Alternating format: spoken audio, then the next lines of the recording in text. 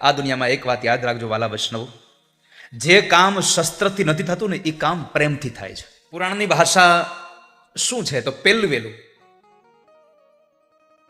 એના 6 ગુણધર્મો છે. પેલું, તમે જેને કોઈ વાત સંભળાવો છો એ વાત તમને કોઈ માણસે કરી છે, પણ એવા માણસે કરી છે કે એ માણસના નામ સાથે આ વાત જોડાય એટલે પછી આમાં શંકા કુશંકાનો કોઈ ભાવ પ્રગટ જ ન થાય. શ્રેષ્ઠ માણસનું નામ સંબોધન કરીને આ વાતને મૂકવી એ પુરાણનો સૌથી મોટો ગુણધર્મ છે. તમે આટલા પુરાણ વાંચશો ને તમે જુઓ, અરે સ્વયં ભગવાન કૃષ્ણ પ્રભુ પોતે જ્યારે આ અર્જુનને ગીતાજીનું જ્ઞાન આપતા હતા, ગીતાજીનું જ્ઞાન સમજાવે છે મહાભારતના કુરુક્ષેત્રના મેદાનમાં, ત્યારે ભગવાન કૃષ્ણ સંબોધન કરે છે કે અર્જુન, મનુ અને સૂર્યનો જે સંવાદ છે એ સંવાદ રૂપી હું તને એ ધર્મની વાતો બતાવું છું. ભગવાન પોતે પણ નથી કહેતા કે હું તને કહું છું, મનુ અને સૂર્યનો જે સંવાદ છે એ સંવાદ હું તને કહું છું. આનો અર્થ એ થયો કે કોઈ શ્રેષ્ઠ માણસો દ્વારા આ પ્રતિપાદિત થયું છે. પોતાના ઉપર ન લઈ લે. નહીં તો ઘણી વખત આ સંસારમાં અત્યારે થઈ ગયું છે, ગીત આખું લખ્યું બીજાએ, હેઠે નામાચરણ પોતાનું લગાડી દે. નથી બેનો આ જયકાના કાળામાં જયાદ્યા શક્તિમાં કેટલી કડીઓ ઉમેરી.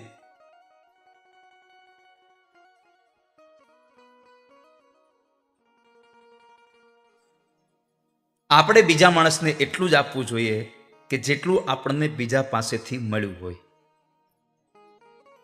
પણ મુખ્ય ઉપાધિ એ છે કે જે આપણને મળ્યું હોય એમાં એટલું બધું આપણે એનું ફેરફાર કરી દઈએ, એટલા બધા ચેન્જીસ કરી દઈએ એમાં, અને પછી એને બજારમાં વેતું મૂકીએ. એના સિવાય નથી મૂકતા આપણે.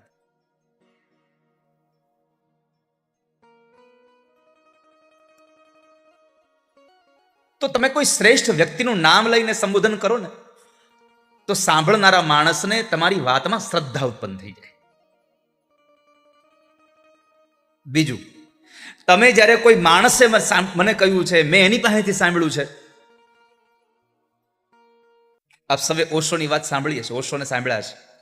ઓશોનો એક બહુ મોટો ગુણ હતો, બહુ જ મોટો ગુણ ઓશોનો હતો. રજનીશને એક એના વક્તવ્યમાં તમે સાંભળો તો ક્યારેય પણ કોઈ વાત મૂકે ને, કોઈ વાતને તમને સમાજને આપે ત્યારે સૌથી પહેલી વાત એમ કહે, મેને કહી સુના હૈ, મેં ક્યાંક સાંભળ્યું છે આ વાત. એમ ન કે આમ હું કહું છું. આમાં બે ફાયદા છે. એક તો અહંકાર ન આવે, અને બીજું ખોટું હોય તો તમે ખોટે ખોટા ચડી ન જાઓ. તો બીજાના નામ સાથે સંબોધન કરીને કોઈને જ્ઞાન આપવું એનો અર્થ છે મને અહંકાર, વક્તાને અહંભાવ ન આવે કે આ હું કહું છું, આ તો મેં કોઈની પાસેથી લીધેલું છે. એટલા માટે ત્રીજી વાત, મને શિષ્ય માનીને જ્ઞાન આપ્યું છે. મને બહુ સારો શિષ્ય માનીને જ્ઞાન આપ્યું છે. શિષ્યનો અર્થ છે અનુશાસન. શિષ્ય એને કહેવાય જે તમારા અનુશાસનમાં હોય, તમારા કહ્યામાં હોય. તમે એની ઉપર કહી શકતા તારે આમ જ કરવાનું છે, આમ નથી કરવાનું, અને તમે જે આજ્ઞા આપો એનું પાલન કરે એને શિષ્ય કહેવાય. નહીં તો ઘણા ખરા તો ગુરુજીને હામું કામ ચીંધી દે, તમે આમ કરી નાખો ને, તમે આ કરી નાખજો ને. એક ગુરુ ચેલો બે હુતા હતા ઝૂંપડી, તે દીવો ચાલુ હતો. તે શિષ્યએ કહ્યું, ગુરુએ કહ્યું, બેટા આ દીવો ઠાર નાખ ને. તો શિષ્ય કે ગુરુજી માથે ઓઢીને હોઈ જાવ કે, માથે ઓઢી ગઈ. ગુરુજી કઈ બોલ્યા નહીં. થોડીક વાર થઈ જાય, ગુરુજી બીજું કામ છે, બેટા જોતો જરા બહાર વરસાદ આવે છે. ત્યાં બરાબર બહારથી મીંદડી આવી એટલે ચેલાએ કીધું, ગુરુજી આ મીંદડી અડો, જો ભીની હોય તો વરસાદ આવે છે, કોરી હોય તો નહીં આવતો હોય. ગુરુજી તોય કાંઈ ન બોલ્યા. થોડી વાર થઈ પછી ગુરુજી કીધું કે કામ કર બેટા, દરવાજો બંધ કરી દે. તે ચેલો કે ગુરુજી બે કામ મેં કર્યા, હવે એ કામ તમે કરી નાખો. આને શિષ્ય ન કહેવાય. શિષ્ય એને કહેવાય કે જે ગુરુની આજ્ઞામાં પાલન કરતો હોય.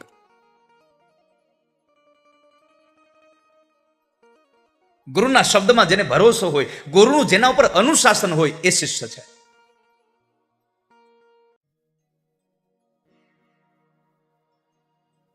તારે જેવા તેવા નથી આપવાનું એવું તમે કહી શકતા હો, એ શિષ્ય છે તમારો.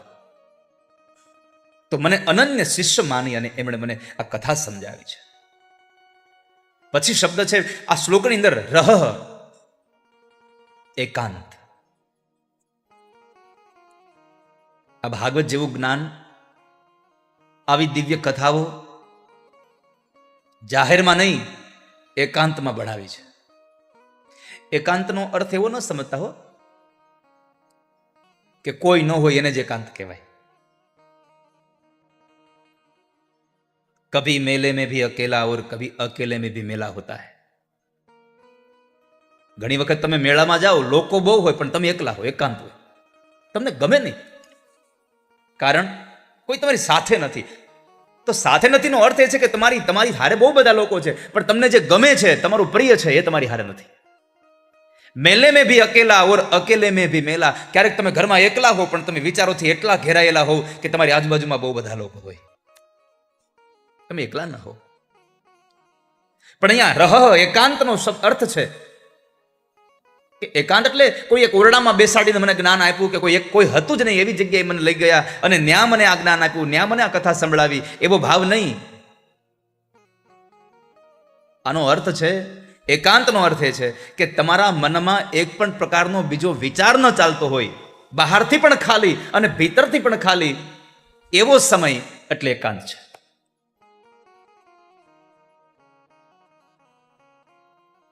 તો જ્યારે મારામાં કોઈ પણ પ્રકારના વિચારો નહોતા ચાલતા, એકાંતમાં હતો હું કેવલ, અને તમે કોઈની પાસે કશું લેવા જાઓ ને ત્યારે ખાલી થઈને જાવ. ભલા માણસ, તમે દૂધ લેવા જાઓ અને પછી એ દૂધની બોગડીમાં, કે છાશ લેવા જાઓ, છાશની બોગડીમાં પાણી ભરીને જાઓ તો દૂધ નાખવું છે એમાં? પાત્ર ખાલી ન હોય તો ભરો શું એમાં? તમારે પાત્ર ખાલી કરવાનું છે. ભીતરથી પણ ખાલી હોવા જોઈએ, બહારથી પણ ખાલી હોવા જોઈએ. તો મને એકાંતની અંદર મને અનન્ય શિષ્ય માની અને સુંદર વાત કરી અને પછી કહ્યું, મને આ બધું કહ્યું ખરું પણ એણે વિચારીને કહ્યું. જુઓ વાલા ભક્તજનો, શ્રેષ્ઠ માણસ કહે છે,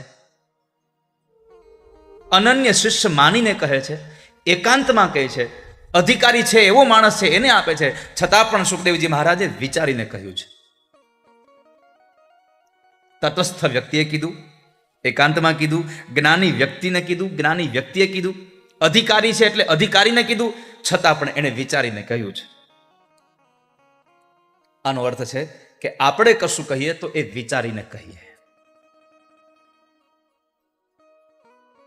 વિચારવું જોઈએ આ મારો ઉપદેશ આપતા પહેલા આ મારો ઉપદેશ વ્યર્થ તો નહીં ગયો જાય ને, ખાલી તો નહીં જાય મારો ઉપદેશ.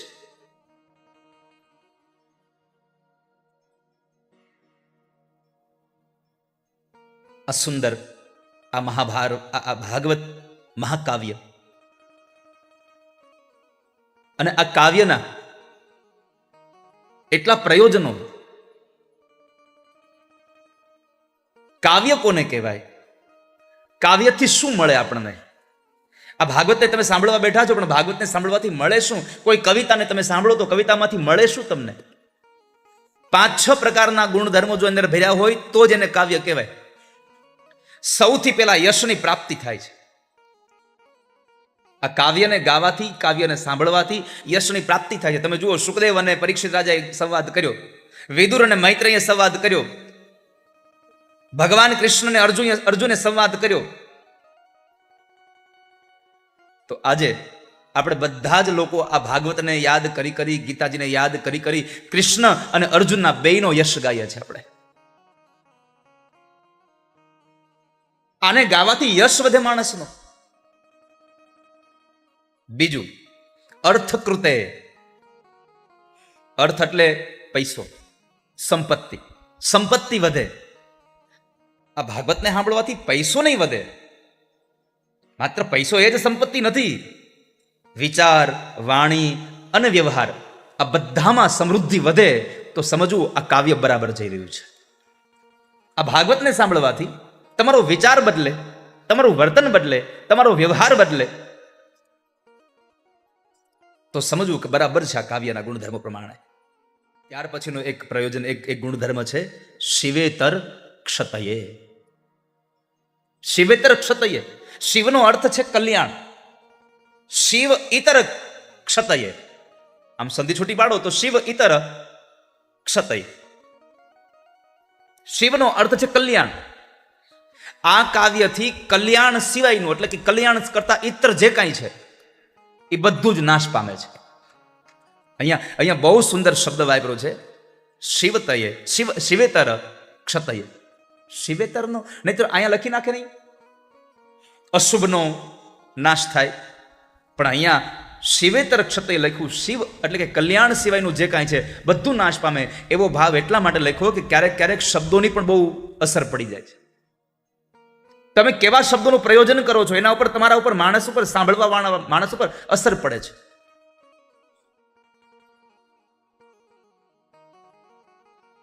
સિદ્ધાર્થ ઉપર અસર પડી કે જન્મે છે, મરે છે. જો આ શબ્દની અસર એના ઉપર ન પડી હોત, જન્મે છે એ વૃદ્ધ થાય છે, માણસને યાતનાઓ ભોગવવી પડે છે. હું વૃદ્ધ થઈશ, હા તમે વૃદ્ધ થશો. જ્યારે એને ખબર પડી કે હું વૃદ્ધ થઈશ, હું મરી જઈશ, ત્યારે એને સંસારને મૂકી દીધો અને પછી બુદ્ધ બને છે. જ્યાં સુધી માણસને શબ્દોનો એના ઉપર પ્રભાવ ન પડે ત્યાં સુધી એનામાં પરિવર્તન બહુ અદ્ભુત ન આવે. શબ્દનો પ્રભાવ પડે છે. એટલે અહીંયા કોઈ ખરાબ, અશુભ એવો શબ્દ ન વાપરો. શિવેતર એટલે કે સારું છે એના કરતા જે બીજું બધું છે એનો નાશ થાય, એ કલ્યાણ છે.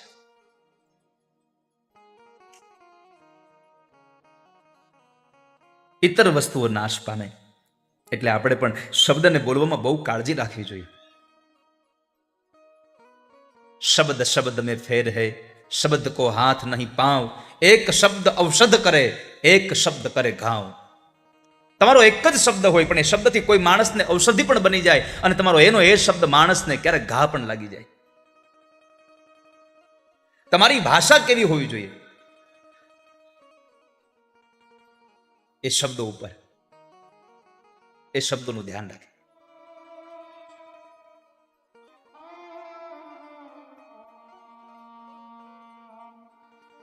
તો શિવેતર ક્ષતયે, કલ્યાણ સિવાયનું જે કાંઈ છે એ બધું જ નાશ પામે, એવી ભાવના એ કાવ્યનો ગુણધર્મ છે.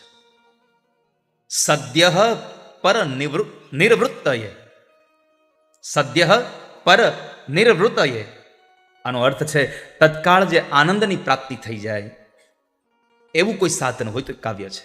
આ ભાગવતની કથા સાંભળો તમે, તમારે 7 દિવસ રાહ ન જોવી પડે. જેવા કથામાં બેઠા અને કથામાંથી નીકળો એટલે ચહેરા ઉપર સ્માઇલ આવી જાય, મોઢું એકદમ તમારું પ્રસન્ન થઈ જાય. કાવ્ય તમને આનંદ આપી દે છે.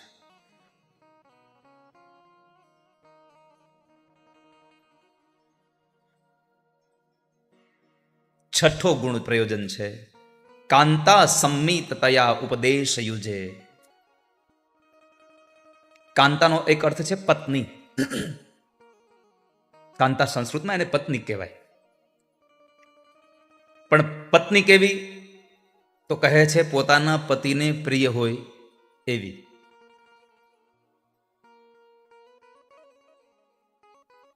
કાવ્ય પણ પત્નીની પ્રમાણે ઉપદેશ કરે તો આનંદ મળે, તો એનો ઉપદેશ આપણને લાગે.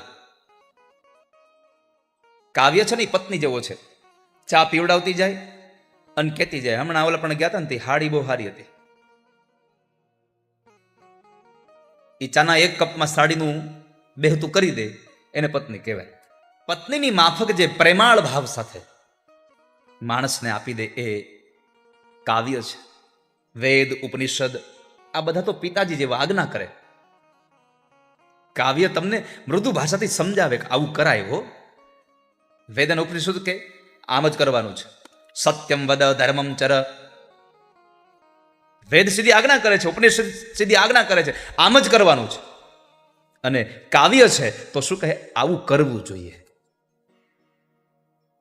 બસ તફાવત આટલો છે. આમ જ કરો, આવું કરાય. તો અમે તમને ગમે શું આવું કરાયો.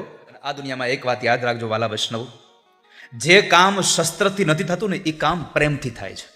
પાર્કિંગમાં ઊભા રહી અને લાકડી અને સિસોટી લઈને ઊભા રહ્યો અને આમ લાકડી બતાવો તો અમુક અમુક તમારી લાકડીથી બીવે ને એટલે ગમે ત્યાં એને જ્યાં પાર્ક કરવી ત્યાં જ કરી દે. તમે ના પાડવા જાઓ તો તમારી સામું જોવે નહીં, ન્યા જ પાર્ક કરી દે. પણ તમારા હાથમાં કશું જ ન હોય, ખાલી બે હાથ જોડીનું ભાવો તમે કહો આય કરી દેશો, તો તમારી લાકડી જે કામ ન કરે એ તમારા બે હાથની આ પ્રણામની ભાવના કામ કરી જાય છે. વાલા ભક્ત, શસ્ત્ર ન કરી શકે એ પ્રેમ કરી શકે છે.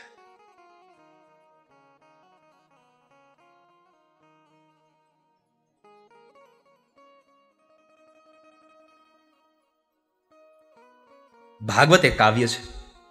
પત્નીની જેમ મીઠી વાતો કરે. તમે જુઓ, ભાગવતની અંદર કોઈ વાતને બતાવી હોય ને તો એટલી મોટી કથાઓ મૂકે ત્યાં આગળ.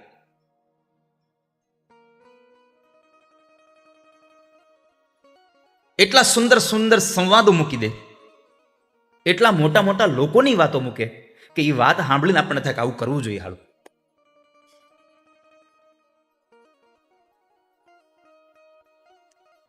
તો સુત નામના મહાપુરાણીએ 88,000 શોનકાદિક ઋષિ મુનિઓને કહ્યું કે મને અનન્ય શિષ્ય માની એકાંતની અંદર વિચારીને મને જે જ્ઞાન આપ્યું છે એ જ્ઞાન હવે હું તમને કહેવા જઈ રહ્યો છું. તમે સાવધાન થઈને સાંભળો. આપણને લોકોને પૈસા ન હોય તો દુઃખ થાય છે, આપણને લોકોને સંતાન ન હોય તો દુઃખ થાય છે. નારદને સત્ય નહોતું એટલે દુઃખ થયું. લોકોમાં સ્વચ્છતા બહુ છે, સ્વીકારવું રહ્યું. લોકોમાં સ્વચ્છતા બહુ છે, પવિત્રતા નથી. લોકોમાં, યાદ રાખજો, શબ્દ પર ધ્યાન આપશો તો જ તમને સમજાશે. લોકોમાં સ્વચ્છતા બહુ છે, પવિત્રતા નથી. શરીરથી પવિત્ર થવું હોય તો સ્નાન છે, મનથી પવિત્ર થવું હોય તો સત્સંગ છે. સત્સંગ સિવાય તમે પવિત્ર નહીં બની શકો. આ સંસારમાં 3 વસ્તુની પવિત્રતા બહુ જરૂરી છે. તમારા શરીરની પવિત્રતા જરૂરી છે, તમારા મનની પવિત્રતા જરૂરી છે, અને તમારા ધનની પવિત્રતા જરૂરી છે.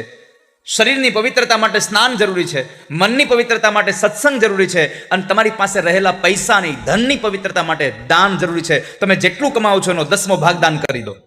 હું આવું જ્યારે કહું ને કે 10મો ભાગ દાન કરી દો, 10મો ભાગ દાન કરી દો, તે હમણાં થોડા દિવસ પહેલા એક કથા ચાલતી હતી. એક માણસ ઉતાર આવી મને કહેતો કે દાદા તમે 10મો ભાગ દાન કરવાનું કહો છો, અમારે કેટલું કરવું? મેં કીધું કેમ? હવે અમે 10મો ભાગ દાન કરી તો અમારે કેવડું થાય? 1 લાખ કમાતા હો તો મહિને 1 લાખ કમાતા હો તો 10,000 દાનમાં આપી દેવાના, અને એ દાનમાં એવી જગ્યાએ આપવાના કે જ્યાં તમે કોઈને ઓળખતા નથી એવી જગ્યાએ દાન આપો તો બરાબર છે. દાન એને જ કહેવાય, તમે જેને ઓળખતા નથી એવી જગ્યાએ આપો. ઘણી વખત તો મને એવું સાંભળવા મળે, એવું મને જાણવા મળે, લોકો શું કે અમે 10મો ભાગ કાઢીએ, અમારી બેનું દીકરીને દઈ દઈએ. બેનું દીકરીને દેવું હોય તો બીજો ભાગ કાઢો. 10મો ભાગ તો જેને તમે ઓળખતા જ નથી, અને એ 10મા ભાગમાં પણ માત્ર મનુષ્ય માટે નહીં, જોડી વગરના પશુઓ માટે પણ, ગાયો માટે, કૂતરા માટે 10મો ભાગ દાન કરી દો. એટલે મને કહે છે મારે મહિને 5-7 લાખ રૂપિયાની આવક છે, મારે મહિને કેટલા કાઢો? મેં કીધું 5 ની હોય તો 50 કાઢી નાખવાના. એ કે 50,000 દઈ દેવાના, તો વર્ષે 6 લાખ રૂપિયા થઈ ગયા. મેં કીધું સીધી વાત, આમાં કંઈક ઓછું કરો. મેં કીધું વર્ષે મહિને 2.5 લાખ કમાતો જા, સીધો હિસાબ છે. તારે ઓછું કરવું હોય તો એમાં ઓછું કરે. તારું કમાવાનું ઓછું થાય તો તારું દાન ઓછું થઈ જાય. હું ક્યાં ના પાડું છું? પણ આપણી ભાષા, આપણી ભાવના એવી છે કે મારી આવક બહુ વધે પણ જાવક ઘટવી જોઈએ. હજી આ તો સારું છે, જમવું પડે છે, બાકી નકર માણસ ભિખારી નહીં, તેજુરી તો ભર્યા જ કરે એવો છે. ધનની, સંપત્તિની પવિત્રતા માટે દાન જરૂરી છે વાલા ભક્તજન. અને તમારું કરેલું દાન, હું ભરોસા સાથે કહું છું, તમે નહીં ઓળખતા હોય એવા લોકો માટે દાન ગયું હશે ને તોય એનું પુણ્ય તમારા ખાતામાં જ પડશે. શા માટે? દરિયાના સામે કિનારે હજારો કિલોમીટર સુધી દૂર, અને છતાં ભગવાને બનાવેલા માણસે એક એવું વાઈફાઈ ગોઈતું કે સામસામા દોરડા વગરના 2 મોબાઈલમાં એકબીજાના મોઢા દેખાય. આટલું સુંદર વાઈફાઈ ગોઈતું, જેનો નંબર લગાડો ન્યા જ જાય. જો માણસે બનાવેલું વાઈફાઈ, તમે જેનો નંબર નાખો ન્યા જ એનો કોલ કનેક્ટ થતો હોય, તો વિચાર કરો મારા ઠાકોરજીનું વાઈફાઈ બહુ હાઈફાઈ છે. અને પુણ્યની કરન્સી કમાવી બહુ જરૂરી છે. કેમ કે આ સંસારમાંથી જ્યારે જશું ને ત્યારે એના સિવાય બીજું કંઈ કામ નહીં આવે. આવથી તમે કહો છો ને, ઘણા લોકો નથી, નકર આમ તમે જુઓ ને તો એની ભાષામાં જ, એના વર્તનમાં જ એવું હોય. એક ભાઈ બીમાર પડ્યા અને એક ભાઈ એની ખબર કાઢવા આવ્યા. બરાબર અહીંયા પલંગ પાસે બેસી ગયો, માથા પાસે, અને આમ આમ જાણે ખરખરો કરતો એમ પૂછતો હતો, તમે તો ખાટલામાં દેખાતા નથી, તું આને આને ઊભો કરવા આવ્યો છો કે હવે કાઢી જવા હાટું આવ્યો છે આને? તમે તો દેખાતા નથી. પેલી વાર આવ્યો એના કરતા તો હાવ વધારે લેવાઈ ગયા તમે, તમારી આંખો તો ઊંડી વહી ગઈ હાવ. એવા એવા શબ્દોથી ને પૂછે, ઓલો માણસ હાવ ભાંગી જાય. પણ અમુક જણા જોઈને ખબર અંતર પૂછવા આવે તો કેટલા આમ આમ પોઝિટિવ થિંક સાથે, કેટલી આમ સાત્વિક ઉર્જાઓ સાથે આવે ને શું કહે, ઓહો ગયા વખત કરતા તો તમારા મોઢા ઉપર ઘણું તેજ છે આ વખતે, ઘણું સારું દેખાય છો, તમને આવા જોઈને સારું થયું. ભલે પેલી વખત જોયાના કરતા થોડોક વધારે દુબળો થઈ ગયો હોય, પણ તમારા શબ્દોથી માણસને વધારે પડતી હિંમત આવી જાય છે.